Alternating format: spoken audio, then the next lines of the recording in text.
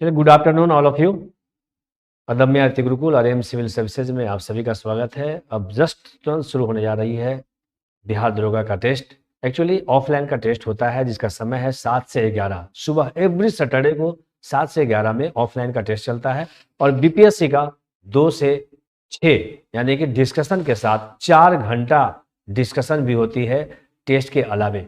तो आप डिस्कशन को अच्छी तरह से देखना चाह रहे हैं तो ऑफलाइन अगर पटना में है तो ऑफलाइन में आप अवश्य आने का प्रयास कीजिए, क्योंकि ऑफलाइन का जो क्लासेज होती है, ऑफलाइन का जो टेस्ट होता है बिल्कुल थोड़ा सा चेंज होता है, अलग होता है। हजारों हजार स्टूडेंट बैठे रहते हैं और उस बीच में सर जाते हैं और डिस्कशन करवाते हैं। लेकिन ऑनलाइन के माध्यम से भी आपको क्वेश्चंस मिल जाता है। टेलीग्राम पे आपको क्वेश्चंस मिल गया होगा और क्वेश्चंस आप देख भी रहे होंगे। दरोगा का जो क्वेश्चंस है, सब इंस्पेक्टर का जो क्वेश्चंस है आपके पास चला गया होगा और थोड़ी देर के बाद आपको डिस्कशन मिल जाएगा। डिस्कशन में गुरु रहमान सर एंड टीम सारे शिक्षक आपके साथ जुड़ जाएंगे और आप देखेंगे कि डिस्कशन में जो भी क्वेश्चंस टफ है उसका डिस्कशन किस प्रकार से सर करवा रहे हैं। तो आज का डिस्कशन बस थोड़ी देर में शुरू होने जा रही है। आपका इंतजार खत्म हुआ। एवरी सैटरडे को टेस्ट होती है डिस्कशन के साथ ऑनलाइन के माध्यम से, लेकिन ऑफलाइन अगर आप पटना में है तो अवश्य आए और गुरुकुल में मिले।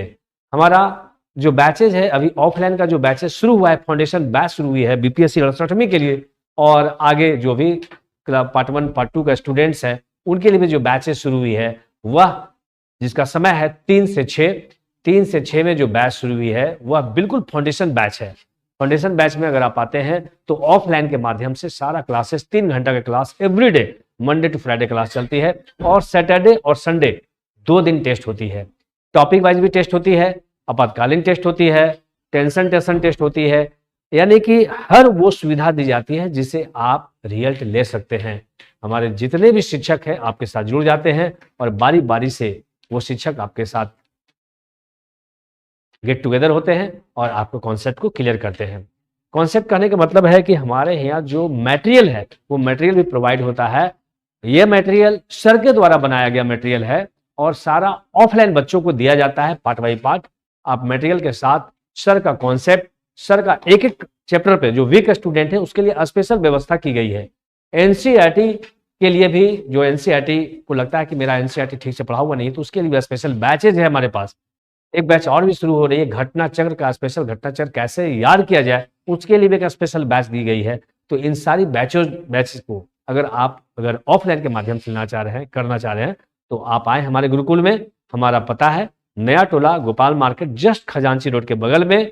आप देखेंगे गोपाल मार्केट के फर्स्ट फ्लोर पे आप आएंगे, गुरु रहमान सर से मिलिए। रहमान सर खुद आपको सारी चीजों को बेहतरीन ढंग से आपको बता भी सकते हैं, आप मिल भी सकते हैं, सारे गुरुओं से मिल सकते हैं, समझ सकते हैं कि यहाँ का स्टैंडर्ड क्या है, यहाँ का बैकअप क्या है, यहाँ का परफॉर्मेंस कैसा है, यहाँ का जो रिजल्ट है वो कैसा है। इस सारी चीजों की जानकारी आपको मिल सकती है। फिलहाल आप टेस्ट का शुरुआत आप करने जा रहे हैं, आपका ज्यादा वक्त नहीं लेंगे, आप शुरू करें टेस्ट डिस्कशन के साथ। टेलीग्राम पे अदम्य आदित्य गुरुकुल टेलीग्राम पे हमारा यह क्वेश्चंस दिया गया है। यह क्वेश्चंस को आप पहले देख लें और अपने आप को प्रैक्टिस में रखें, क्योंकि practice makes a man perfect. मंजिल उन्हीं को मिलती है जो लगातार मेहनत करते हैं और मेहनत हम करवा लेते हैं। मेहनत Rahman sir, Adamya Aditya Gurukul, M civil services करवा लेती है। तो आप थोड़ी सी भी लगता है कि मैं कमजोर हूं पढ़ने में, मुझे इससे लगता है होगा या नहीं होगा, तो एक बार आप अवश्य आकर के मिले, आपको लगेगा कि नहीं सर वाकई में जो बोले थे वो 100% सत्य है। Thank you. फिलहाल टेस्ट में जुड़ जाएं आप लोग जल्दी जल्दी और टेस्ट का शुरुआत करते हैं। चलिए आइए सर।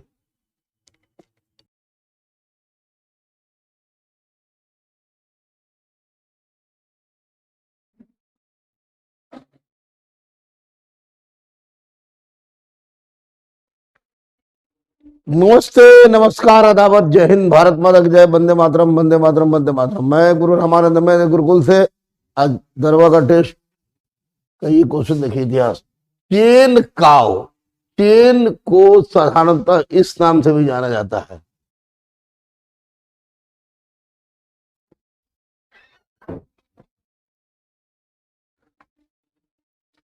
चेन काव, चेन को साधारणतः इस नाम से भी जाना जाता है।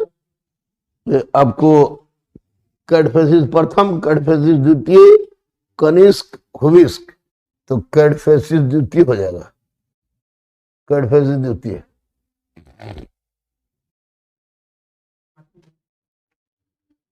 संगम काल में चेरों, चोलों और पांड्यों के बीच संघर्ष का मुख्य कारण क्या था? उपजाऊ डेल्टा क्षेत्र पर अधिकार करना, तटीय तटीय क्षेत्र पर अधिकार की इच्छा, व्यवसायिक केंद्रों पर पहुंच की आवश्यकता, इनमें से कोई नहीं।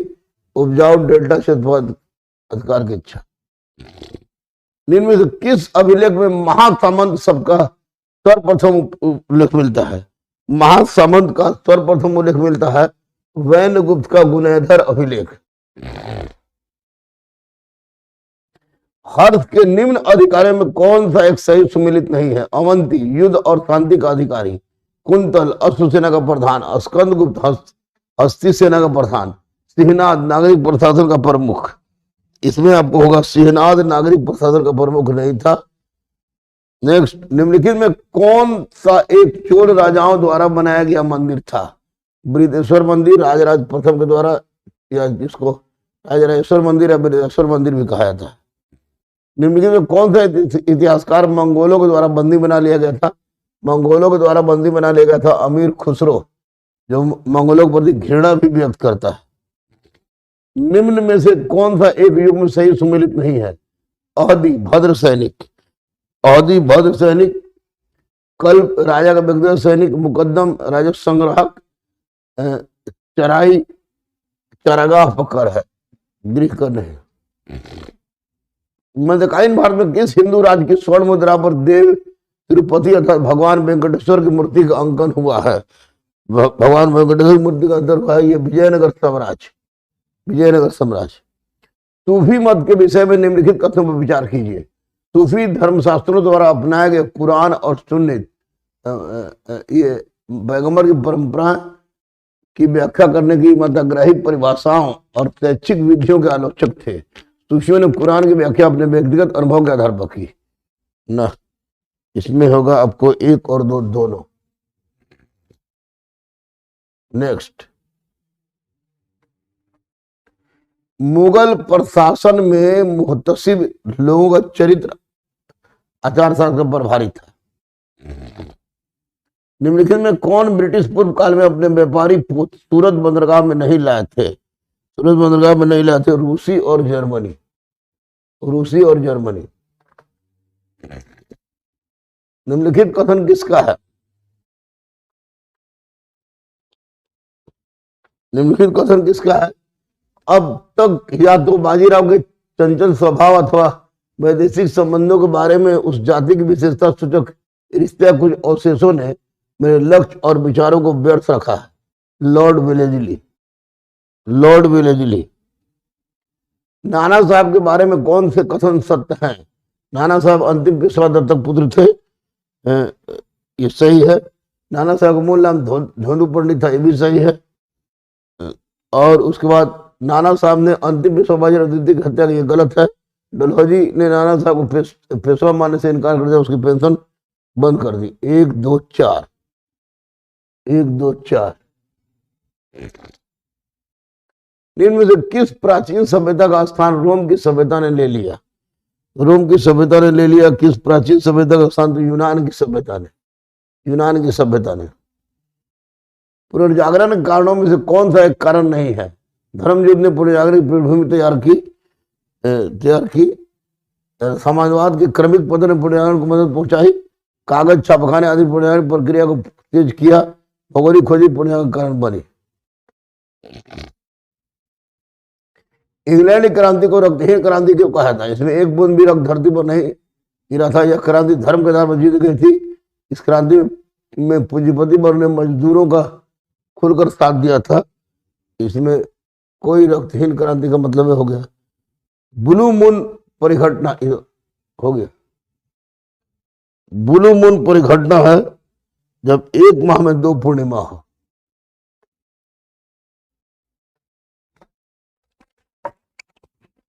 क्वेश्चन ठीक नहीं है।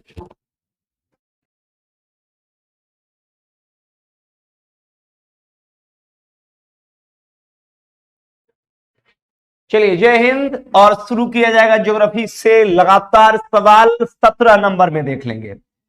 सवाल 17 में कह रहा है कि ब्लू मून परिघटना, ब्लू मून परिघटना क्या है?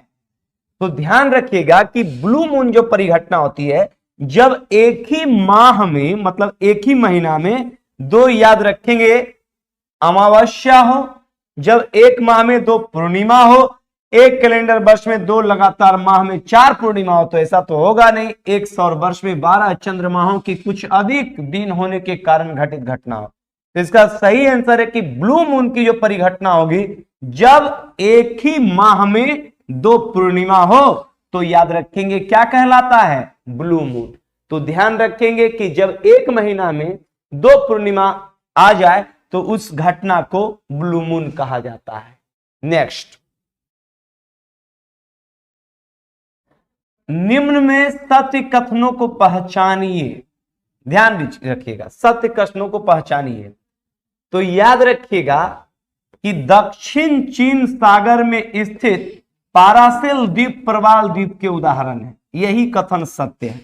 अब पारासेल द्वीप क्या है भाई? तो पारासेल द्वीप याद रखेंगे दक्षिण चीन सागर में एक द्वीप है। इस द्वीप पर लगातार चीन, Vietnam, Philippines, Malaysia, Brunei, Taiwan जैसे देश का हक है। क्योंकि पारासेल द्वीप जहां पर है वहां पर पेट्रोलियम और गैस के भंडार है, और चीन के सीमा विस्तार नीति ये दर्शाता है कि इस द्वीप पर ये लगातार ये दावेदारी करता है, जो गलत है। तो इस लेकर पार्सल द्वीप इसलिए भी चर्चा में है, दक्षिण चीन सागर में है। कहता है पार्सल द्वीप और स्प्रेटली द्वीप पर्यटन केंद्र के लिए प्रसिद्ध है। जी नहीं, ये तो पेट्रोलियम और यहां तेल निकलता है। लुजॉन फिलीपींस का सबसे छोटा द्वीप है। गलत, लुजॉन फिलीपींस का सबसे बड़ा द्वीप है, और इसी लुजॉन पर फिलीपींस की राजधानी मनीला है। जबकि फॉर्चुनेट द्वीप किनारी द्वीप का नया नाम है, जो ज्वालामुखी द्वीप का समूह है। यह भी गलत है, इसलिए इसका सही आंसर है दक्षिण चीन सागर में स्थित पारासेल प्रवाल द्वीप का उदाहरण है। नेक्स्ट, 19 में भूकंप अधिकेंद्र क्या होता है? भूकंप अधिकेंद्र क्या है? तो भूकंप अधिकेंद्र याद रखेंगे कि कहता है यहां पर उस स्थान का प्रत्यक्ष ऊपर बिंदु जहां भ्रंश क्षेत्र के साथ संविदारण होता है, वैसे क्षेत्र को अधिकेंद्र कहते हैं। तो उस स्थान जहां पर क्या हो? प्रत्यक्ष, याद रखेंगे ऊपर बिंदु जहां भ्रंश क्षेत्र के साथ संविदारण होता हो, वो भूकंप का अधिकेंद्र कहलाता है। नेक्स्ट,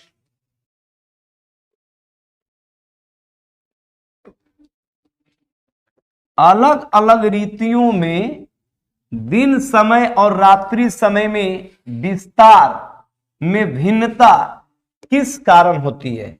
तो यह भिन्नता होती है पृथ्वी का नक्षत्र अक्ष पर परिक्रमण के कारण। याद रखेंगे अलग अलग ऋतु में दिन समय में रात्रि के विस्तार में क्या होता है? भिन्नता होता है। नेक्स्ट, दक्षिण पश्चिम एशिया का निम्नलिखित में से कौन सा देश भूमध्य सागर तक नहीं फैला है? Syria, Lebanon, Jordan, Israel. देखिए, भूमध्य सागर की अगर बात की जाएगी तो भूमध्य सागर से टच नहीं करता है जॉर्डन, जबकि सीरिया, लेबनान और इजराइल भूमध्य सागर से टच करता है। जॉर्डन जो टच करता है वो लाल सागर से टच करता है। लाल सागर में एक खाड़ी है, अकब्बा की खाड़ी। तो अकब्बा की खाड़ी से ही ये टच करता है। कौन? तो याद रखिएगा जॉर्डन। जॉर्डन की राजधानी अम्मान है, इजराइल की राजधानी जेरूशलेम है, लेबनान की राजधानी बेरूत है, और सीरिया की राजधानी दमिश्क है। नेक्स्ट, निम्न राज्यों की तट रेखा के अनुसार अवरोही क्रम में व्यवस्थित कीजिए। देखिए, अवरोही क्रम में कह रहा है, तो सबसे पहले गुजरात होगा, फिर आंध्र प्रदेश होगा, तमिलनाडु होगा और महाराष्ट्र होगा। तो 1 नंबर, 2 नंबर, 3 नंबर, 4 नंबर। तो ये साफ स्पष्ट है कि 1, 2, 3, 4। तो ये स्पष्ट हो गया कि आंसर डी होगा। पहले नंबर पर सबसे ज्यादा तट वाला गुजरात है, उसके बाद आंध्र प्रदेश है, उसके बाद तमिलनाडु है, उसके बाद महाराष्ट्र है। तो आंसर क्या हो जाएगा? 1, 2, 3 और 4। सबसे अधिक तट सीमा बनाता है गुजरात, जबकि अगर पूछेगा कि सबसे कम कौन बनाता है तो सबसे कम तट वाला राज्य है गोवा। यहां अवरोही क्रम में पूछ रहा है तो गुजरात, आंध्र प्रदेश, तमिलनाडु और महाराष्ट्र। आंसर 1, 2, 3, 4। नेक्स्ट,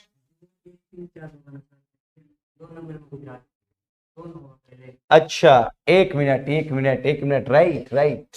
हाँ, 2, 1, 3, 4, जी हाँ, यहां पर ये होगा राइट, क्योंकि 2, 1, 3, 4 आंसर ये नंबर होगा, हमने सीधा लगा दिया था। चलिए नेक्स्ट, अरावली के संबंध में सही नहीं है, तो याद रखेंगे अरावली के संबंध में सही क्या नहीं है, याद रखेंगे आंसर ये चूना पत्थर के बने नहीं है। कौन? अरावली। जबकि याद रखेंगे ये बलित हुए, पेनिसिलिन हुए, पेनिप्लेन हुए तथा पुनः यह क्रिया दोहराई गई। ये अवशिष्ट पर्वत है, बिल्कुल सही है। ये पूर्व में ये हिमालय से अधिक ऊंचे थे, ये भी सही था। आंसर गलत ये है, ये चूना पत्थर के बने नहीं है। नेक्स्ट, ये सवाल है, लाहुल स्थित घाटी स्थित है। लाहुल स्थित घाटी स्थित है, तो लाहुल स्थित घाटी स्थित है, याद रखिएगा महान हिमालय और मध्य हिमालय के बीच में। महान हिमालय और मध्य हिमालय के बीच में लाहुल स्थित घाटी हिमाचल प्रदेश में स्थित है। हिमाचल प्रदेश में स्थित है। यहीं पर कुछ याद रखेंगे अन्य जगहें, जैसे कांगड़ा घाटी, कांगड़ा घाटी, कुल्लू घाटी, कुल्लू घाटी, मनाली घाटी, ये सारे घाटी हिमाचल प्रदेश के अंदर है, जो महान हिमालय और मध्य हिमालय के बीच है। नेक्स्ट,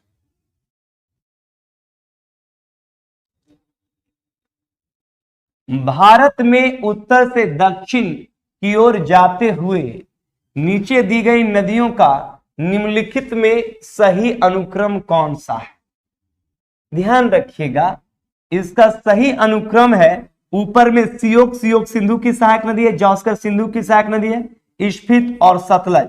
तो उत्तर से याद रखेंगे, दक्षिण की ओर क्रम जब आप सजाएंगे तो सियोक, जास्कर, स्फीत और सतलज होगा। नेक्स्ट,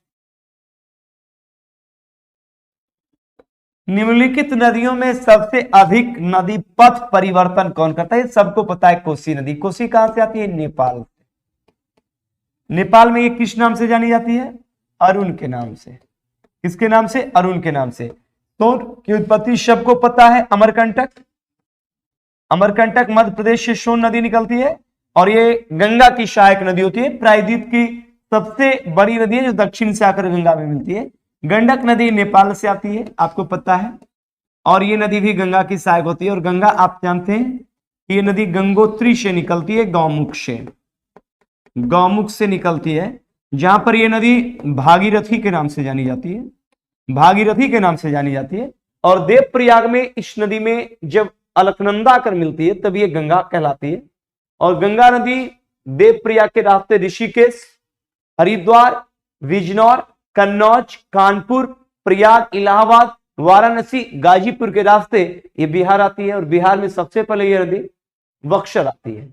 बक्सर के रास्ते ये नदी बिहार के 16 जिले से बहती हुई ये नदियां याद रखेंगे क्रमशः 12 जिले से बहती हुई ये नदियां याद रखेंगे पहुंचती है कटिहार। कटिहार के बाद ये चली जाती है झारखंड साहेबगंज, और साहेबगंज के बाद ये नदी फरक्का, और बांग्लादेश में ये नदी पद्मा के नाम से जानी जाती है, जहां पर दुनिया का सबसे बड़ा डेल्टा बनता है सुंदरबन का डेल्टा, और गिरती है बंगाल की खाड़ी में। नेक्स्ट, भारतीय मानसून ऋतु के दौरान याद रखेंगे, कहता है कि भारतीय मानसून ऋतु के दौरान भारतीय क्षेत्र में पूर्वी जेट प्रवाह अकेले विद्यमान होता है। ये जेट प्रवाह एक हवा है जो भारतीय मानसून को भारतीय क्षेत्र में वर्षा कराने के लिए प्रेरित करता है। इसलिए कर जेट जो आपका प्रवाह है यह एक हवा का तेज बहाव है जो क्षोभ मंडल के ऊपर चलता है, जो भारतीय मानसून को भारत में वर्षा कराने के लिए प्रेरित करता है। नेक्स्ट, सर्वाधिक टीक वुड कहां मिलता है? मध्य प्रदेश में। कहां पर मिलता है? मध्य प्रदेश। आप जानते हैं कि भारत में सबसे ज्यादा वन मध्य प्रदेश में मिलता है और भारत में सबसे ज्यादा वन्य जीव क्षेत्र भी मध्य प्रदेश के अंदर है। नेक्स्ट, पाटजोल क्या है? यह कोनधारी वन प्रदेश में पाई जाने वाली मृदा है। कोनधारी वन कहां मिलता है? जम्मू कश्मीर में। तो जम्मू कश्मीर में ये पाटजोल मिट्टी है, इसमें कोनधारी वन मिलते हैं और कोनधारी वन को ही टेंगा वन कहते हैं। ये वन सबसे ज्यादा जम्मू कश्मीर में मिलते हैं। इसमें एक विशेष प्रकार के प्लांट हैं देवदार, नाम सुने होंगे। देवदार के वन कहां मिलेंगे? जम्मू कश्मीर में। नेक्स्ट,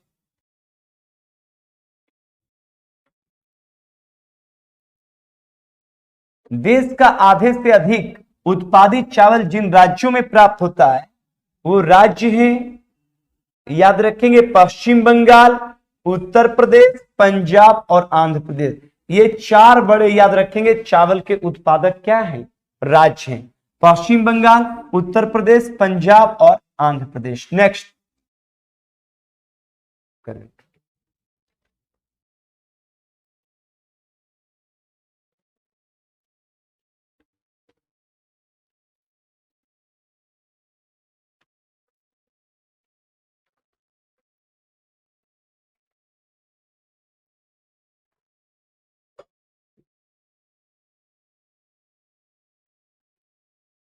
चलिए थोड़ा करेंट अफेयर्स देख लेते हैं। हाल ही में किस राज्य के लोगों ने साव जौ त्योहार मनाया था? यह होगा गोवा। कहां मनाया गया था? गोवा में। कौन सा त्योहार? कमेंट करके बताइए, फटाफट कमेंट करके बताएंगे आप लोग। चलिए फटाफट कमेंट करके बताएंगे आप लोग। करेंट अफेयर्स के कुछ सवाल हैं, बताइए आप लोग। तो ये गोवा था। कौन था? गोवा।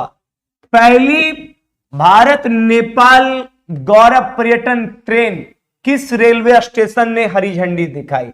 अब देखिए, पूछेगा कि भारत गौरव पर्यटन ट्रेन ये भारत और नेपाल के बीच था, किस रेलवे स्टेशन से चला? Rajendra Nagar terminal, Charbagh railway station, Ranchi railway station और सफदरगंज रेलवे स्टेशन। फटाफट कमेंट करेंगे। तो ये सफदरगंज रेलवे स्टेशन जो दिल्ली के पास है, यहीं पर भारत गौरव पर्यटन ट्रेन भारत और नेपाल के बीच चला था। पर्यटनों को बढ़ावा देने के उद्देश्य से यह ट्रेन भारत और नेपाल के बीच, जिससे भारत और नेपाल के बीच पर्यटन में बढ़ावा मिल सके। तो सफदरगंज। नेक्स्ट, विश्व मलाला दिवस किस दिन मनाया जाता है? कमेंट करके बताइएगा। विश्व मलाला दिवस। तो आप जानते हैं कि विश्व मलाला दिवस मनाया जाता है 12 जुलाई को। आप जानते हैं कि 2014 में मलाला यूसुफजई जो पाकिस्तान की थी, उसे नोबेल पुरस्कार दिया गया था। कब? 2014 में। नेक्स्ट, विश्व शांति फोरम 2022 का आयोजन किस देश में किया जा रहा है? कमेंट। रूस, भारत, चीन, पाकिस्तान। तो इसका सही आंसर होगा चीन। भले ही चीन दुनिया में अशांति फैलाता, लेकिन शांति का याद रखेंगे विश्व फोरम 2022 का आयोजन कर रहा है। कोरोना फैला दिया, दुनिया में साम्राज्य विस्तार के उद्देश्य से सीमा विस्तार करता है और फिर शांति आयोजन करता है। नेक्स्ट सवाल, किस देश ने तमिलनाडु में कुडानकुलम परमाणु ऊर्जा संयंत्र के लिए तकनीक की आपूर्ति के लिए समझौते पर हस्ताक्षर किया है? देखिए, पहला तो नेपाल होगा नहीं, पाकिस्तान होगा नहीं, क्योंकि दोनों को चिमनी भट्टा खोलने का पैसे नहीं है, तो ये परमाणु ऊर्जा कहां से खोलेगा? चीन। अब चीन इसलिए नहीं होगा क्योंकि भारत परमाणु से रिलेटेड कोई भी कार्यक्रम चीन से साझा नहीं करेगा। क्यों? क्योंकि चीन इसका सबसे बड़ा दुश्मन है और इस सब मामले में बड़ा सुरक्षा बरता जाता है, इसलिए कर चीन तो होगा नहीं। नेपाल और पाकिस्तान के पास पैसे नहीं है, तो इसका आंसर क्या हो जाएगा? रूस। तो रूस से भारत कुडानकुलम। अब कुडानकुलम परमाणु संयंत्र कहां पर है तो आप जानते होंगे, कुडानकुलम है तमिलनाडु के अंदर। कहां पर है? तमिलनाडु के अंदर। आंसर आपका सी नंबर। नेक्स्ट, भारतीय रिजर्व बैंक ने ओला फाइनेंशियल सर्विस के लिए कितने करोड़ रुपए का जुर्माना लगाया है? वो लगाया 1.67 करोड़। ओला याद रखेंगे, आप जानते होंगे यातायात सर्विस देता है, ऑनलाइन सर्विस देता है। कौन? ओला। तो आरबीआई भारतीय रिजर्व बैंक ने उस पर 1.6 पैसा का किया होगा, जीएसटी वगैरह का घोटाला किया होगा, इसलिए कर इस पर जुर्माना लगाया है। नेक्स्ट, केंद्र सरकार द्वारा थिंक टैंक आयोग किस पूर्व सीईओ G20 के लिए भारत का याद रखेंगे शेरपा चुना गया? यह है अमिताभ कांत। कहता है केंद्र सरकार द्वारा थिंक टैंक नीति आयोग के किस पूर्व सीईओ को G20, अमिकांत दास आप जानते हैं आरबीआई के गवर्नर भी थे, ये भारत के नया शेरपा चुना है अभिकांत कांत। चलिए नेक्स्ट, 13 एक्सप्रेस वे वाला देश का पहला राज्य बना उत्तर प्रदेश। तो एक पूछेगा 13 एक्सप्रेस वे वाला देश का पहला राज्य कौन बना? उत्तर प्रदेश। यमुना एक्सप्रेस यहीं पर है। नेक्स्ट, किस टेनिस खिलाड़ी ने हाल ही में विंबलडन 2022 में पुरुष एकल का खिताब जीता? तो याद रखेंगे ये है नोवाक जोकोविच। नोवाक जोकोविच का संबंध है सर्बिया से है, राफेल नडाल का संबंध स्पेन से है, डेनियल मेदवेदेव रसिया से है और स्विट्जरलैंड से है रोजर फेडरर। तो रोजर फेडरर याद रखेंगे आपके टेनिस प्रतियोगिता से संन्यास ले लिए। कौन? Roger Federer. कहां के थे? स्विट्जरलैंड के। नेक्स्ट, भारत के किस लेफ्टिनेंट जनरल ने दक्षिणी सूडान में यूएन मिशन का नया सैन्य कमांडर नियुक्त किया गया है? यह है मोहन सुब्रमण्यम। कौन है? मोहन सुब्रमण्यम। अब दक्षिण सूडान की राजधानी कहां है? तो दक्षिण सूडान की राजधानी है सुबा। यह एक अफ्रीकी देश है जहां पर भारत के लेफ्टिनेंट जनरल जो यूएन मिशन के लिए काम करते हैं, सैन्य कमांडर बने हैं, मोहन सुब्रमण्यम है। नेक्स्ट,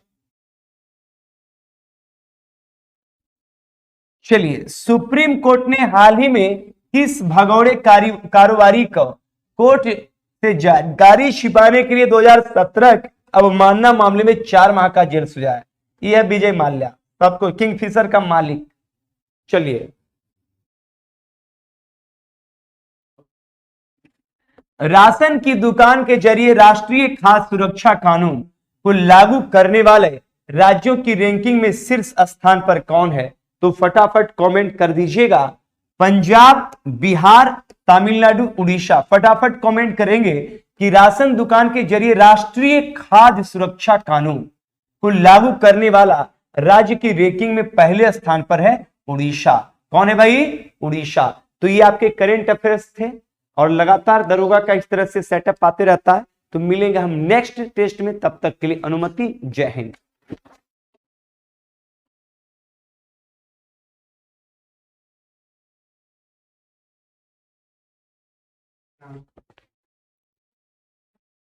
चलिए,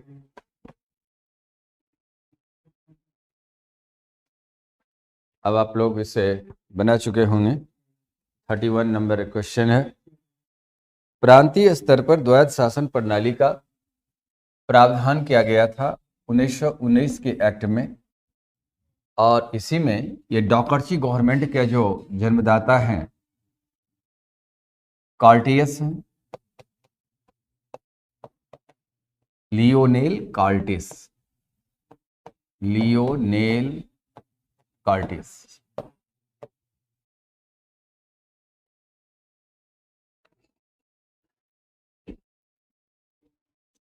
भारतीय संविधान में राज्यपाल का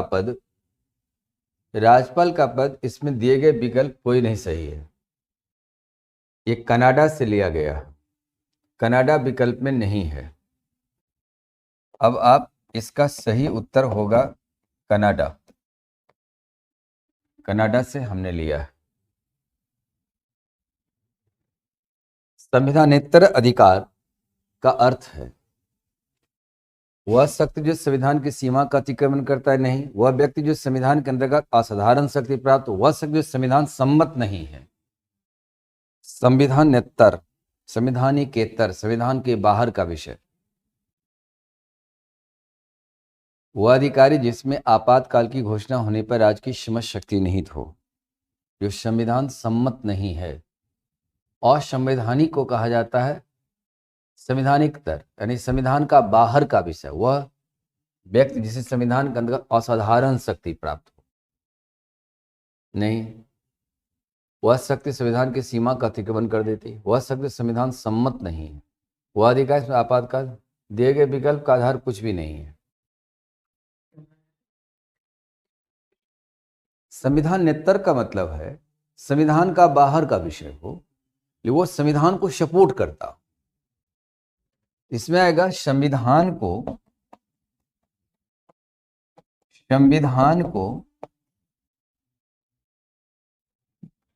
बाहर से सहायता करता हो, बाहर से सहायता करता हो। असंवैधानिक में आता है जो संविधान सम्मत नहीं है।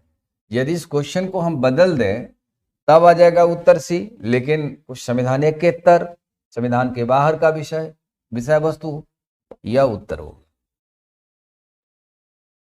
भारत में कुल कितने अनुच्छेद में नागरिकता संबंधी प्रावधान दिए गए हैं? नागरिकता संबंधी प्रावधान अनुच्छेद 5 से 11 में प्राप्त है और यह भाग 2 में है।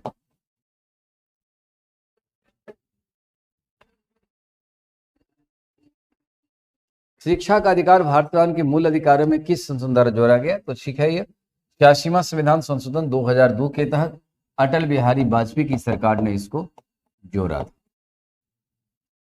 और यह संविधान के प्रोविजन एक्ट 86 अमेंडमेंट के तहत ही एक्ट 21A जीवन का अधिकार के साथ, फिर एक्ट 45 में जोड़ा गया, DPSP में जोड़ा गया है, ये फंडामेंटल राइट में जोड़ा गया, राइट टू लाइफ में। और एक एक्ट जोड़ा गया 51A, जिसमें 11वां मौलिक कर्तव्य जो है फंडामेंटल ड्यूटी, इसमें जोड़ा गया। ये 86वां संविधान संशोधन। भारत ने किस अनुच्छेद में राज्य के नीति निर्देशक तत्वों का उल्लेख है? 36 से 51 में इसका जिक्र है और यह भाग 4 में उल्लेख। भारतीय संविधान में मूल कर्तव्यों के अंतर्गत सम्मिलित, कहता है कि मूल कर्तव्य के अंतर्गत सम्मिलित नहीं है। सार्वजनिक संपत्ति की रक्षा करना यह मौलिक कर्तव्य है। हिंसा का परित्याग करना यह भी मूल कर्तव्य है। कर की अदायगी, सार्वभौमिक एकता अखंडता यह भी है। कर की अदायगी यह मूल कर्तव्य के दायरे में नहीं है। कहता है नहीं है, उत्तर सी।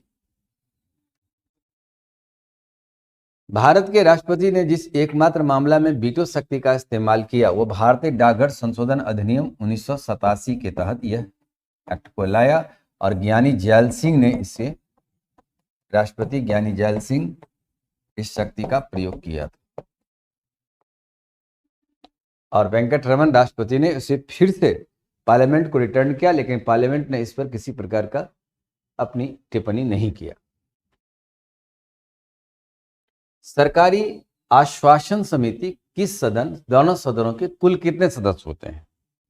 सरकारी आश्वासन समिति में 15 सदस्य होते हैं और यह लोकसभा और राज्यसभा में दोनों में होते हैं। सरकारी आश्वासन समिति किस सदन कह रहा है और सदनों के कुल कितने सदस्य होते हैं? लोकसभा में 15 सदस्य, ये गलत, इसको हटा दो।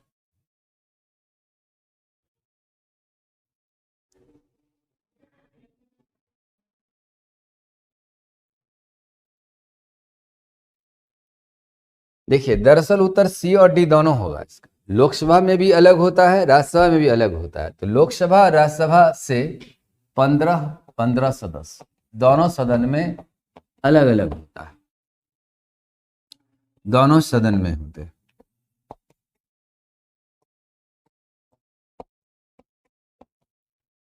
यहां पर ऐसे जोड़ दीजिएगा 15 सदस्य, तब उत्तर आ जाएगा बी में। क्या क्वेश्चन देता है? भारतीय संविधान के निर्माताओं की न्यायिक पुनरावलोकन के सिद्धांत को अपनाना किस कारण आवश्यक हो गया? भारतीय गणराज्य स्वरूप के कारण, संसदीय शासन व्यवस्था अपनाने के कारण, संघीय व्यवस्था अपनाने के कारण, एक लिखित संविधान, संघीय व्यवस्था होने के कारण यह न्यायिक पुनरावलोकन आ गया। इसको न्यायपालिका पुनरावलोकन करे और सुप्रीम कोर्ट को अधिकार है कि दिए गए निर्णय को एक बार फिर से व्याख्या करेगा, फिर उसको भी फिर से व्याख्या करेगा। आगे, राज्य विधान परिषद के कितने सदस्य को विधानसभा द्वारा चुने जाते हैं? राज्य विधान परिषद के कितने सदस्य विधानसभा, 1/3 सदस्य विधानसभा इसको चयन करती है। कि पता होगा, ये इंडियन कॉन्स्टिट्यूशन एक्ट 171 के तहत ये प्रोविजन आता है कि 1/3 सदस्य विधानसभा सदस्य द्वारा से निर्वाचन होगा। फिर 1/3 सदस्य स्थानीय संस्था जो है वो इसको निर्वाचन करेगा।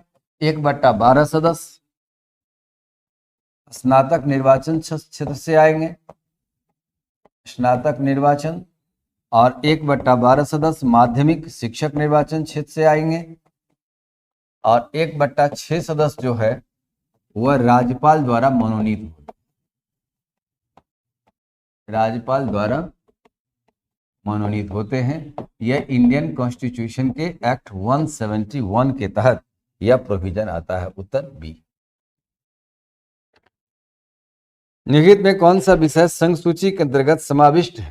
संघ सूची में आएगा, ये तो पुलिस है, राज्य की बात में आएगा, लोक स्वास्थ्य राज्य में आएगा, इसलिए जनगणना ये राज्य सूची के विषय के अधीन, संघ सूची के अधीन आएंगे। पंचायत समिति का गठन होता है। पंचायत समिति जितनी भी पंचायत से ब्लॉक में होंगे वह सब आपस से मिलकर प्रखंड स्तर पर इस पंचायत समिति का गठन होगा। उत्तर होगा प्रखंड स्तर पर। उच्चतम न्यायालय ने किस गैर कानूनी याचिका पर नोटा को मान्यता दी? माटा the People's Union for Civil Liberties के तहत दिया गया। इसको सुप्रीम कोर्ट ने भी मान्यता दे दिया। क्या तरीका है? बंद करो उसको।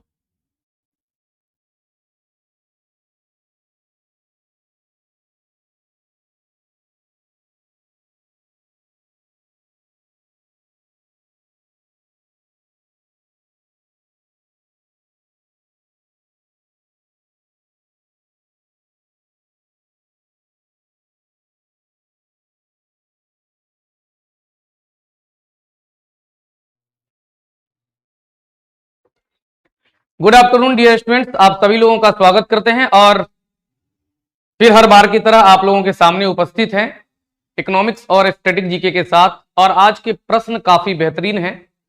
कुछ खामियां भी जो है कि हुई हैं, उसको हम लोग सुधार कर लेंगे, लेकिन हाँ, प्रश्न का जो लेवल है वो बहुत ही अच्छा है और आप सभी लोगों के एग्जामिनेशन के लिए बहुत ही जो है कि बेहतरीन तरीके से आपके सफलता में सहायक होगा।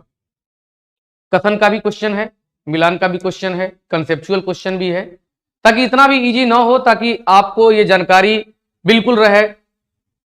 कुछ ऐसे भी प्रश्न होने चाहिए जिसकी जानकारी आपको ना भी हो तो आपको सीखने का मौका मिले। चलिए आज देखते हैं।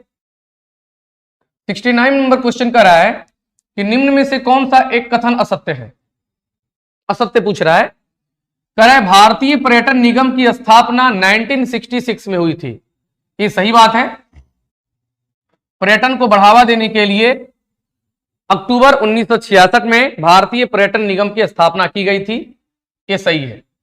कह रहा है भारत के औद्योगिक वित्त निगम की स्थापना 1948 में हुई थी। यह भी सही है। Industrial finance corporation of India IFCI का स्थापना 1948 में हुआ था।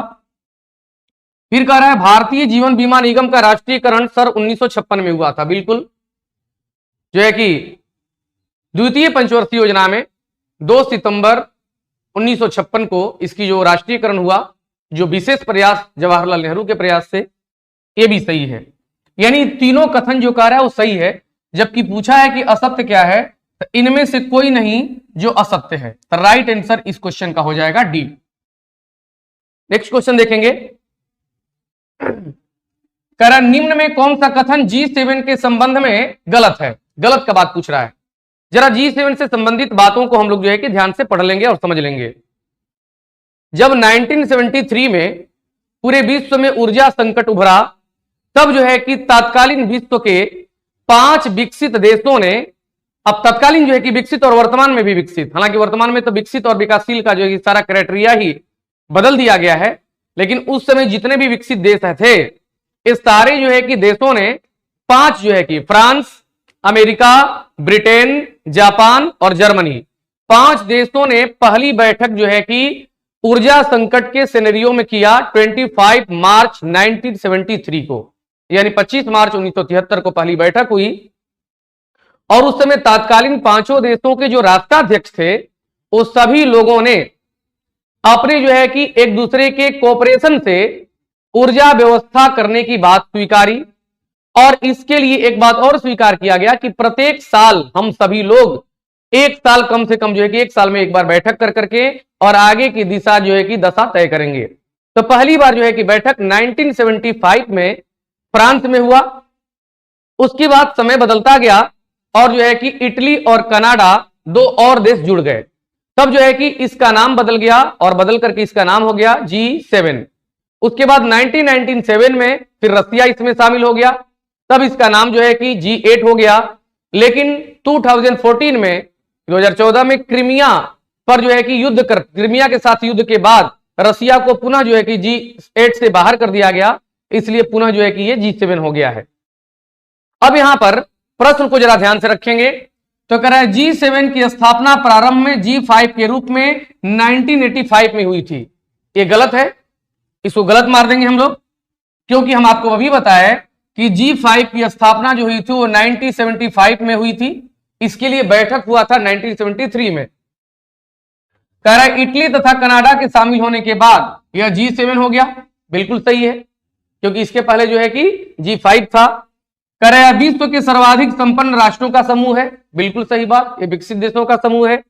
फिर कह रहा है जापान के अलग हो जाने से यह संगठन पुनः G8 से G7 हो गया। नहीं, गलत है। जापान के जगह पर आपका रहेगा रूस के अलग होने से, इसलिए इसमें जो है कि आंसर ए भी गलत है और डी भी गलत है। अगर यह बीपीएससी का आंसर होता तब आंसर ई हो जाता, लेकिन इसमें डी और ए जो है वो गलत है, इसलिए थोड़ा सा इसको सुधार कर करके और हम लोग मान करके चलेंगे आंसर डी को, क्योंकि यहां पर ए भी गलत दिया गया है, 85 नहीं है, वहां 75 होगा। नेक्स्ट क्वेश्चन देखेंगे। कर हाल ही में चर्चा में रहे शब्द हंगामा 2 शब्दों से मिलकर बना है, एक हंगर और एक माल न्यूट्रिशन। यानी जो है कि हाल ही में चर्चा में रहे शब्द हंगामा से आप क्या समझते हैं? तो राइट आंसर है हंगर एंड मालन्यूट्रिशन। इसका जो है कि आंसर होगा हिंदी में भूखमरी और कुपोषण। भूखमरी और कुपोषण, राइट आंसर ए। नेक्स्ट कह रहा निम्नलिखित में से किसका जन्मदिवस डॉक्टर्स डे के रूप में मनाया जाता है? ऑप्शन है आपका doctor Bhimrao Ambedkar, doctor S Radhakrishnan, doctor Bidhan Chandra राय, डॉक्टर जाकिर हुसैन। आपको बता दें कि इसका राइट आंसर है डॉक्टर विधान चंद्र राय। ये बहुत बड़े प्रसिद्ध चिकित्सक थे, फिर बाद में पश्चिम बंगाल के लंबे समय तक मुख्यमंत्री भी रहे। इनका जन्म हुआ था 1 जुलाई 1882 को, मृत्यु भी हुई थी 1 जुलाई 1962 को। तो दोनों जो है कि इनका जन्म और मृत्यु 1 जुलाई को हुआ, इसलिए प्रत्येक वर्ष जो है कि 1 जुलाई को मनाया जाता है आपका डॉक्टर्स डे, 1 जुलाई को। अब आते हैं डॉक्टर भीमराव अंबेडकर पर। तो डॉक्टर भीमराव अंबेडकर का जन्मदिन प्रत्येक जो है कि वर्ष 14 अप्रैल को समरसता दिवस के रूप में मनाया जाता है, समरसता दिवस। उसके बाद आपका है डॉक्टर सर्वपल्ली राधाकृष्णन। इनका जन्मदिन होता है वो 5 सितंबर को मनाया जाता है, और आप सभी लोगों को पता है टीचर्स डे के रूप में, टीचर्स डे के रूप में। चलिए, तो राइट आंसर इसका है कौन सा? डॉक्टर विधान चंद्र राय। चलिए, एक है सांस्कृतिक नेताओं को अपनी सभाओं में जोड़ने के लिए निम्नलिखित में से कौन एक क्रिस्टल पुरस्कार प्रदान करता है? क्रिस्टल पुरस्कार, तो आपको बता दें क्रिस्टल पुरस्कार जो प्रदान करता है उसका राइट आंसर है विश्व आर्थिक मंच। और विश्व आर्थिक मंच के द्वारा प्रत्येक ऑड ईयर में यह पुरस्कार प्रदान किया जाता है। राइट आंसर विश्व आर्थिक मंच।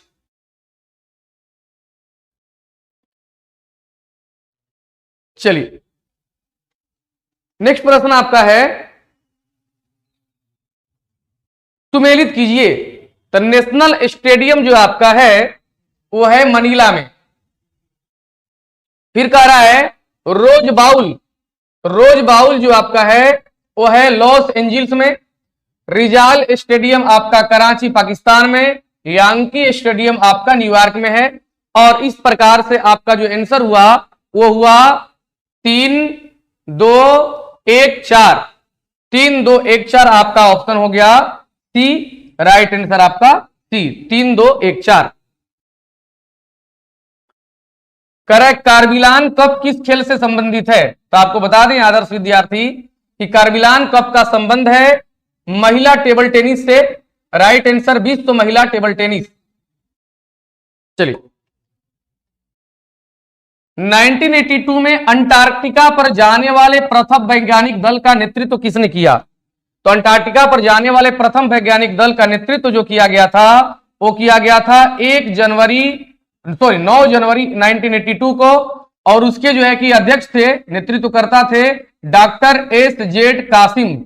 Doctor S Z Qasim. चलिए इस प्रश्न में थोड़ा सा कंफ्यूजन आप लोगों को हो जाएगा।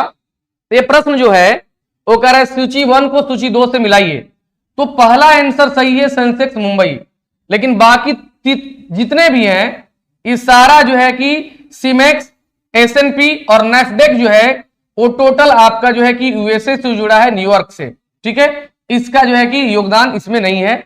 इस थोड़ा सा क्वेश्चन को ध्यान से पढ़ करके और टोटल को यूएसए में जोड़ देंगे। चलिए आगे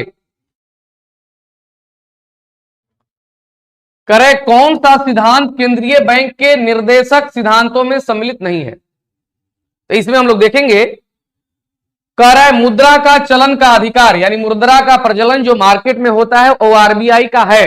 तो सही बात है, ये पूछा है, सम्मिलित नहीं है। दूसरा कह रहा है जनता से प्रत्यक्ष बैंकिंग क्रियाएं करता है। अरे छोटो बड़ा करो।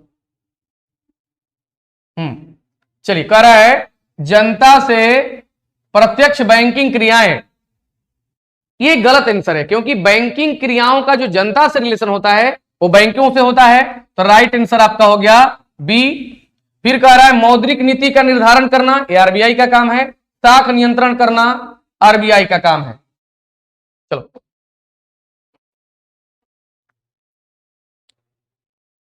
कह रहे 8वीं पंचवर्षीय योजना, 8वीं पंचवर्षीय योजना का सबसे पहले कार्यकाल लिख देंगे 1992 से लेकर के 1997 तक। कह रहे 8वीं पंचवर्षीय योजना, क्योंकि जो है कि जो इकोनॉमिक रिफॉर्म हुआ था 1991 में उसके जस्ट बाद 8वीं पंचवर्षीय योजना आई थी, लेकिन बहुत ही सफल नहीं कहा जा सकता था उसको। इसलिए उसमें कह रहा है कि कौन सी कमजोरियां उसमें थी? उसमें बेरोजगारी एवं अल्प रोजगार की समस्या थी, कीमत क्षेत्र में मिश्रित निष्पादन था, केवल ये दोनों कमियां थी। बाकी विदेशी क्षेत्र में असंतोष के निष्पादन नहीं, विदेशी जो है कि निवेश आया था, सामाजिक कल्याण में वृद्धि, ये भी सही है। चलिए तो राइट आंसर आपका 1 और 2 आंसर ले लेंगे आपका 1 और 2 ए में। कह समावेशी समृद्धि के लिए आवश्यक है यानी इंक्लूसिव डेवलपमेंट, सभी का समान रूप से विकास करने के लिए कौन सी शर्तें होनी चाहिए? कह रहा है अधोसंरचना और सुविधाओं का विकास यानी इंफ्रास्ट्रक्चर डेवलपमेंट होना चाहिए, ये सही है। कह रहा है कृषि का पुनरुद्धार यानी कृषि में टेक्नोलॉजी का प्रयोग कर करके और एग्रीकल्चर को डेवलप करना चाहिए, ये भी सही है। कह रहा है शिक्षा एवं स्वास्थ्य, जाहिर सी बात है एजुकेशन एंड हेल्थ सेक्टर में बेसिक जो नीड्स वाले चीजें हैं वो जरूरी रूप से विकसित होने चाहिए, ये भी सही है। तीनों आपका सही है, राइट आंसर आपका डी, उपरोक्त सभी। कह रहे बंद अर्थव्यवस्था वह अर्थव्यवस्था है जिसमें, तो बंद अर्थव्यवस्था का बात जरा समझेंगे। एक होता है आपका जीडीपी और एक होता है आपका जीएनपी। अगर हम सभी लोगों को जीएनपी निकालना होता है, जीएनपी, तब उसमें होता है GDP plus X minus M. X मतलब जो है कि विदेशियों द्वारा देश से कमाया गया धन और एम मतलब देशवासियों द्वारा विदेशों में कमाया गया धन। अगर जब प्लस माइनस इसको करते हैं तब जीएनपी और जीडीपी में डिफरेंस जो है कि आता है। लेकिन ये कह रहा है बंद अर्थव्यवस्था। जब x माइनस एम होगा ही नहीं तब जीडीपी और जीएनपी बराबर हो जाएगा और न तो आयात होगा और न ही निर्यात होगा। Right answer D. कह रहा है महात्मा गांधी राष्ट्रीय ग्रामीण रोजगार गारंटी योजना बनाने या उसका संपादन करने और क्रियान्वयन की जिम्मेदारी निम्न में किसकी होती है। तो आपको बता दें इस सबकी जिम्मेदारी जो होती है वो ग्राम पंचायत की होती है और इसके तहत जो है कि 100 दिन के काम की गारंटी दी जाती है। वर्तमान में प्रत्येक जो है कि लोगों को 202 रुपया जो है कि दिया जाता है मजदूरी दर। तो राइट आंसर इसका हो जाएगा ग्राम पंचायत, ग्राम पंचायत। चलिए लास्ट पॉइंट है, प्रसिद्ध पुस्तक दास कैपिटल लिखी गई है। तो जाहिर सी बात है बड़ा फेमस किताब कार्ल मार्क्स द्वारा। मेरे सभी आदर्श विद्यार्थी आज के क्वेश्चन में इतना ही, सब करेंगे सारा जो है कि क्वेश्चन को हम लोगों ने देख लिया।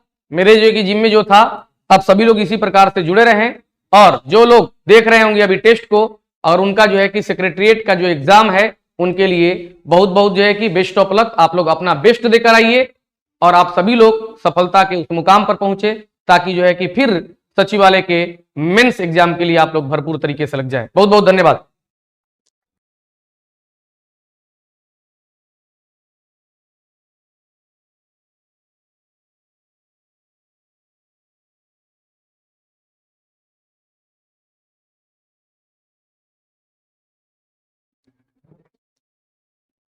हेलो एवरीवन, कैसे हैं आप सब। जैसा कि आप लोगों को मालूम है दरोगा का डिस्कशन जो है ऑफलाइन में सुबह 7 बजे से चलती है और अभी जो है हम लोग जो डिस्कशन करने जा रहे हैं दरोगा का ही करने जा रहे हैं।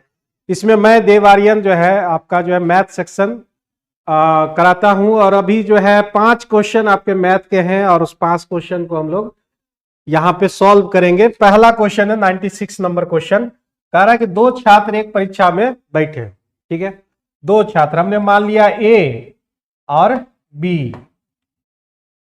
एक मिनट,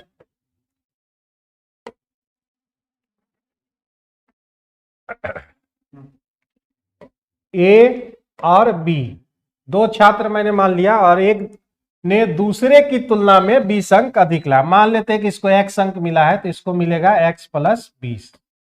ये हो गया। जो विद्यार्थी ज्यादा अंक हासिल किए और उसके अंक यानी कहने का मतलब x प्लस 20, x प्लस 20 ये जो अंक है दूसरा वाला विद्यार्थी जिसने ज्यादा लाया उन दोनों अंकों के योग का, दोनों अंक का योग कीजिएगा तो आपको मिलेगा 2x प्लस 20। इसका 55% है, 55%। ये हो गया आपका। तो यहां हमने काट दिया 11 बचे और ये 20 बचे, तो 20x और 22x तो बचे कितने 2x। ये हमारा 400 और ये हमारा 220 तो बच गए 180। x का वैल्यू आपको कितना मिल गया 90 मिल गया। x का वैल्यू 90 आ गया। तो एक आदमी अगर 90 कर रहा है, एक आदमी अगर 90 मार्क्स ला रहा है तो दूसरा आदमी 110 मार्क्स लाएगा। सी नंबर ऑप्शन जो है आपके सही है। बढ़ते हैं अगले क्वेश्चन की तरफ। ये आपका रेशियो से जुड़ा हुआ क्वेश्चन है और ये क्वेश्चन कह रहा है कि एक बैग में 1 रुपया वाला, 50 पैसे वाले और 25 पैसे वाले कुल सिक्के दे रखे हैं 175 है। टोटल हमारा जो है 175 दे रखा है सिक्कों की संख्या।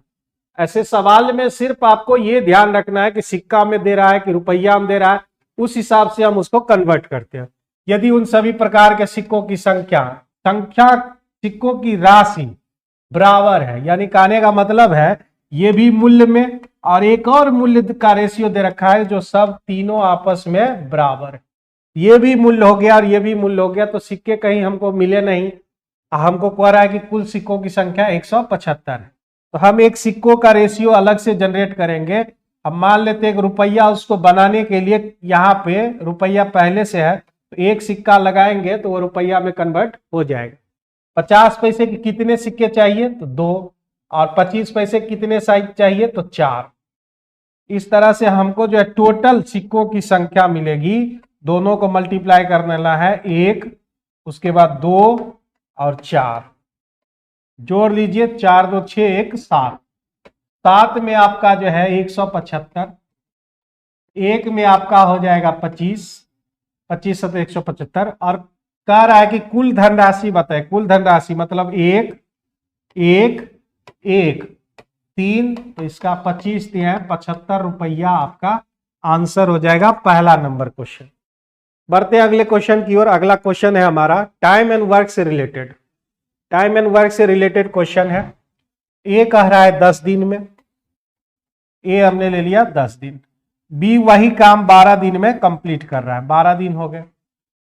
वे दोनों मिलकर काम शुरू करते हैं, ए और बी मिलकर काम शुरू करते हैं, 3 दिन तक करते हैं, 3 दिन तक उसने कर लिया, उसके बाद बी काम छोड़ देता है, बी आपका छोड़ दिया, ठीक है। ए अकेला काम करता रहता है उसके 2 दिन बाद, यानी कहने का मतलब अब अकेले ए काम करता है 2 दिन। अब 2 दिन जब बीत जाते हैं तो उसके बाद जो है ए के साथ सी आ जाता है, ए के साथ सी आता है और वह 2 दिन में काम कंप्लीट कर देता है। तो अकेला सी जो है उस पूरे होल वर्क को कितने दिनों में कंप्लीट करेगा? तो 10 और 20 का जो है 12 का एलसीएम आपका 60, ये हमारा 6 से और ये हमारा 5। अब यहाँ पे देखिए ए कहाँ कहाँ काम कर रहा है, 3 दिन, ए 2 दिन, फिर ए 2 दिन, तो 4 दिन 7 दिन काम कर रहा है। तो 6 गुना 7 42 यूनिट ए अकेले शुरू से अंत तक कर दिया है। फिर उसके बाद बी की बात करें तो बी सिर्फ यही है 3 दिन, तो हमारा 5 गुना 3 15, इस तरह से 57 यूनिट काम हो चुका है। अब बच गए कितने? 3 यूनिट। अब 3 यूनिट किस में जाएगा? तो 3 यूनिट करेगा सी, कितने दिन में? 2 दिन में। तो सी का इफिशिएंसी क्या होगा? हम लोग जानते हैं इफिशिएंसी बराबर वर्क बटे टाइम, तो हमारा जो है 3 बटे 2, ये आपका आ गया सी का इफिशिएंसी। अब हमको कह रहा है कि सी अकेला पूरे होल वर्क को कब करेगा? तो अभिष्ट जो है संख्या होगी दिनों की, हमारा टोटल वर्क 60 और सी से करवाना है, तो सी का एफिशिएंसी 3 बटे 2, ये हमने काट लिया 20, 20 दूने आपका हो गया 40। डी नंबर ऑप्शन आपका सही है। अगला क्वेश्चन है हमारा 99 नंबर। 99, एक साइकिल के पहिए का व्यास, मेंसुरेशन से रिलेटेड क्वेश्चन है ये, सर्किल से व्यास दिया हुआ है 14, तो सिंपल सी बात है कि रेडियस हमारा कितना हो जाएगा? 7 हो जाएगा। रेडियस हमारा 7, आर बराबर 7, ठीक है, सेंटीमीटर। अब कह रहा है कि साइकिल चालक 11 किलोमीटर प्रति घंटा की रफ्तार से जाता है और वह 30 मिनट चलता है। 30 मिनट मतलब आधा घंटा, तो दूरी बराबर होती है चाल गुने समय। इतना किलोमीटर जो है आपका दूरी चल लिया। अब इतना दूरी को चलने में वह कितना चक्कर लगाता है, कितना राउंड लगाएगा? एक राउंड लगाने का मतलब है 2 पाई आर, 2 पाई आर, इतना एक चक्कर में, और हमने मान लिया ऐसा n चक्कर वो लगाएगा। और दिया हुआ है कि ये सेंटीमीटर में है और ये हमने किलोमीटर में बदला है, तो हमको यहाँ पर जो है 1 2 3 4 5, यानी हम जानते हैं 1 किलोमीटर बराबर 10 के पावर 5 सेंटीमीटर आपका ये होता है, ठीक है। अब हम यहां पर देखेंगे, यहां से हमने जो है यहां से हम यहां काट लेते हैं, 7 7 आपका कैंसिल, 22 से हमने काट लिया, 11 से 2 बार, 2 2 दूनी 4, 4 दूनी 8, अगर ये तीनों 2 से काटा जाए तो 1000 जो है 125 बार में कटेगा। n बराबर आपका 125 और उस पर आपके जो है 125, देखिए क्या हुआ है,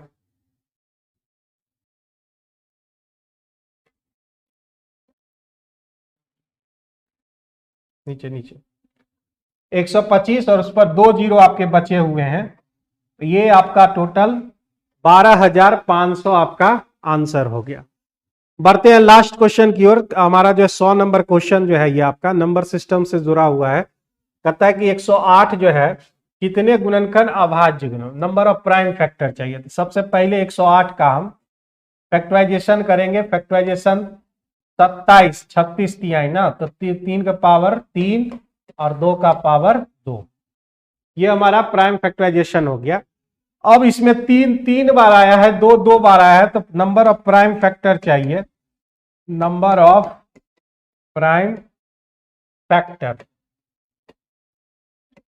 तो सारे पावर्स हमको क्या करना होता है, जोड़ देना होता है। 3 + 2 = आपका 5, यानी सी नंबर ऑप्शन आपका सही है। तो माय डियर फ्रेंड्स, जैसा कि आप लोगों को मालूम है कि बिहार एसएससी का जो है अगले वीक में जो है एग्जाम्स है, तो उन बच्चों के लिए मैं सजेशन यही दूंगा कि 3 साल पीछे जो है सीजीएल पीटी का जो है कुछ क्वेश्चंस को आप लोग को देख लेना है, 2020-21 में जो हुआ था। इसके अलावा आर.एस. अग्रवाल के कुछ क्वेश्चंस देख लेने हैं और जो है एग्जाम हॉल में जाना है। एग्जाम हॉल में जो है सबसे पहले आप जो है जो क्वेश्चन आ रहा है उसको डील कीजिएगा, उसके बाद जो है लास्ट में हार्ड क्वेश्चन को टच कीजिएगा। तो मेरी तरफ से ढेर सारी शुभकामनाएं, आप सफल हों और फिर मुलाकात होगी अगले डिस्कशन में।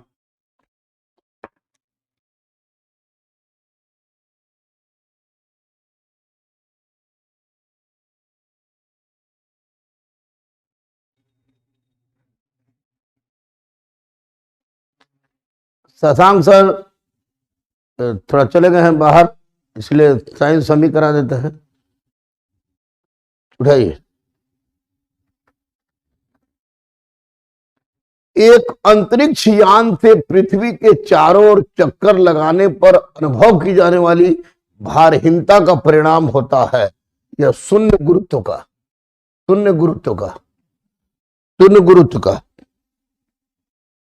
द्रव का पृष्ठ तनाव ताप के साथ घटता है। स्पेक्ट्रमों के निम्नलिखित भागों पर विचार कीजिए। दृश्य, औरक, पराबैंगनी, सूक्ष्म तरंग। उनमें तरंग दैर्घ्य के बढ़ते हुए क्रम में निम्नलिखित कौन सा एक सही अनुक्रम है? सही अनुक्रम है 3 1 2 4। 3 1 2 4 यानी पराबैंगनी, दृश्य, औरक और सूक्ष्म तरंग। दो निकाय तापीय साम्य में कहे जाते हैं यदि और केवल यदि उनके बीच कोई ऊष्मा प्रवाह न हो। एक पूर्ण कृष्णिका की अद्वितीय अभिलाक्षणिक विशेषता किस रूप में है? यह आपको है एक उत्तम अवशोषक, उत्तम विकिरक। सामान्य प्रकार के द्विफोक्सी लेंसों के ऊपर वे निचले भाग क्रमशः ये होते हैं, अवतल और उत्तल होते हैं, अवतल और उत्तल होते हैं। जब एक छोटी वृत्ताकार डिस्क स्रोत और पर्दे के बीच रखी जाती है और पर्दे को डिस्क की ओर लाया जाता है तो छाया क्षेत्र का केंद्र कभी द्वितीय कभी अदीप्त होगा। एक्सचेंज इंटरेक्शन 45 का प्रयोग निम्न को स्पष्ट करने में किया जाता है। यह है आपको सौर चुंबकत्व। निम्नलिखित में कौन सा एक अणुपरमाणु कण नहीं है? इसमें ड्यूट्रॉन। जब एक रासायनिक बंध बनता है तब क्या होता है? जब एक रासायनिक बंध बनता है तो ऊर्जा हमेशा निर्मित होती है। निम्न कथनों में से कौन सा एक सही नहीं है? आपको हो गया निम्न में कौन सा सही नहीं है? जब जल का वाष्प दाब वायुमंडलीय दाब के समान हो जाता है तब जल का क्वथन प्रारंभ हो जाता है। यह जब सार्विक विलायक के रूप में जाना जाता है। जल में अस्थायी कठोरता MgCl2, CaCl2, MgSO2 और CaSO2 की उपस्थिति होती है। बर्फ का घनत्व जल घनत्व से अधिक होता है। भौतिक परिवर्तन का उदाहरण है हवा में चांदी के बर्तनों का काला होना, मोमबत्ती का जलना, दूध से दही का बनना, पानी में चीनी का घुलना। तो गल गया फिर इसको मोमबत्ती बनाया सकता है। SiO2, NaCl और NH4Cl के मिश्रण किसके घटकों में पृथक के लिए किया जाता है? उसके लिए आवश्यक उपयुक्त चरण है ऊर्ध्वाधर पतन, विलयन, निस्यंदन, क्रिस्टल। क्रिस्टल। नेक्स्ट, तत्व XCl2 का क्लोराइड बनाता है जो एक उच्च गलनांक वाला ठोस है, अतः X आवर्त सारणी किस तत्व के समान समूह में स्थित है? इसी तरह Mg मैग्नीशियम। बायोलॉजी में नहीं हुआ है। माइटोकॉन्ड्रिया श्वसन 3 हरित लवक प्रकाश संश्लेषण, स्टोमेटा वाष्पोत्सर्जन, 2 और कोशिका भित्ति रसाकर्षण। 3 1 2 4 कौन होगा रे? 3 1 2 4 बायोलॉजी में नहीं किया था वो। राइबोसोम निर्मित होता है, राइबोसोम निर्मित होता है डीएनए और प्रोटीन से। राइबोसोम निर्मित होता है हाँ, प्रोटीन और आरएनए से। निम्नलिखित में कौन सा युग्म ठीक प्रकार से मिलाया गया है? ये आपको है 62 का सिनोजाइक महाकल्प, 61 का है फ्रेडरिक गिफिथ। फ्रेडरिक गिफिथ पक्षी का स्तनियों का युग है, पक्षी स्तनियों का युग है सिनोजाइक महाकल्प। अमीबा पदार्थ नहीं, पैरासिमियम कदापि का सही है, युगलिना पदार्थ नहीं, हाइड्रा रूपदर्शक रूपदर्शक 2 4 2 3। नेक्स्ट, ब्रायोफाइटा प्रकाश संश्लेषित तो होते हैं परंतु उनमें संवहनी उत्तक और वास्तविक जड़ें नहीं होती है। इस विशेषता का कारण निम्नलिखित में से किससे सदृश है? 64 सवाल। यूरिया किसके द्वारा रुधिर से पृथक किया जाता है? यूरिया को गुर्दा के द्वारा रुधिर से पृथक किया जाता है। यदि स्तनधारियों की वृक्क नलिका में हेलने लूप अनुपस्थित होती है, यदि स्तनधारियों की वृक्क नलिका में हेलने लूप अनुपस्थित होती है तब निम्न में से क्या आशा की जा सकती है? यह आशा की मूत्र अधिक पतला हो जाता है, मूत्र अधिक पतला हो जाता है।